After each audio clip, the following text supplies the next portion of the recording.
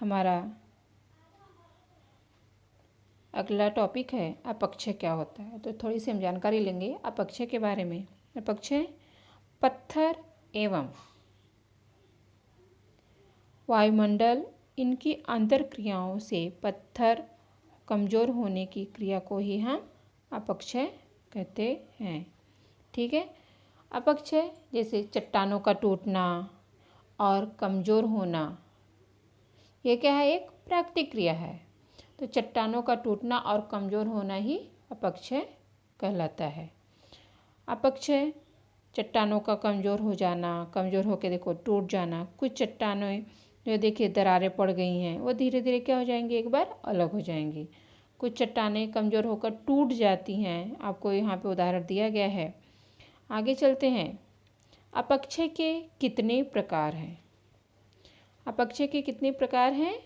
3 प्रकार हैं। नंबर 1 भौतिक अपक्षय, नंबर 2 रासायनिक अपक्षय, नंबर 3 है आपका जैविक अपक्षय। तो भौतिक अपक्षय आप देख रहे हैं, नंबर 2 है रासायनिक अपक्षय, नंबर 3 है आपका जैविक अपक्षय। तो हम बात करेंगे कि भौतिक अपक्षय क्या होता है। थोड़ी सी जानकारी लेंगे हम कि भौतिक अपक्षय अथवा यांत्रिक अपक्षय भी इसको कहा जाता है। भौतिक या यांत्रिक अपक्षय वह अपक्षय है जिसमें चट्टानों के टूटने की प्रक्रिया में कोई रासायनिक बदलाव नहीं होता है, बल्कि ताप और दाब इत्यादि कारकों द्वारा चट्टानों में टूट फूट होती रहती है। चट्टानों में कोई बदलाव नहीं होगा, चट्टानें जैसी हैं लगभग वैसी ही रहेंगी, लेकिन धीरे धीरे तापमान के कारण, दबाव के कारण चट्टानें क्या होती हैं, टूटने लगती हैं। तो इसको हम कहते हैं भौतिक अपक्षय।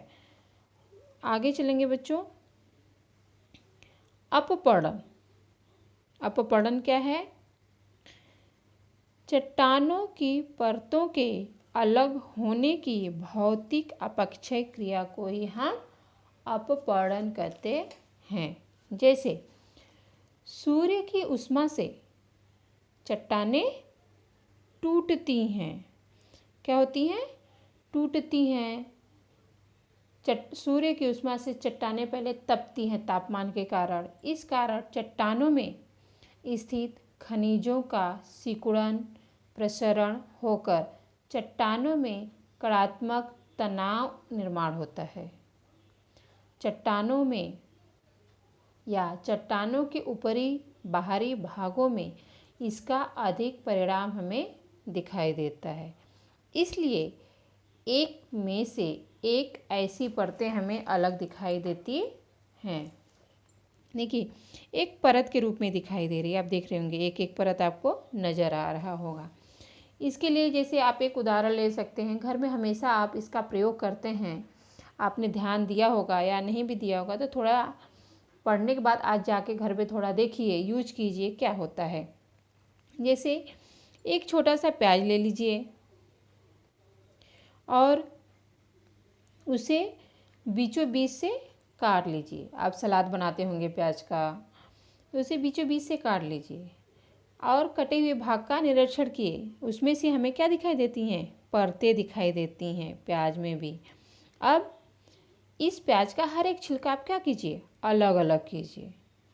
तो आपको क्या समझ में आएगा कि प्याज का छिलका जैसे जैसे अलग होता है वैसी ही क्रिया प्रकृति में खुले पड़े हुए चट्टानों की भी होती है।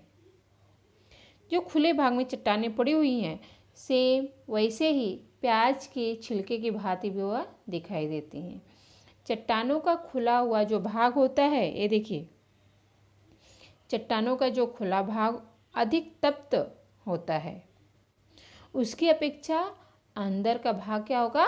ठंडा होगा। प्याज आप काट कर रख देंगे, ऊपर देखेंगे तो थोड़ा आपको उसका तापमान जो होगा वह अलग हो जाए, थोड़ा तेज हो जाता है। लेकिन जैसे जैसे आप उसका छिलका निकालते जाइए, जो अंदर का सबसे छोटा छिलका होगा या छोटा भाग होगा वह देखेंगे तो ऊपर ऊपर की परतों से वह क्या होगा? थोड़ा ठंडा होता है।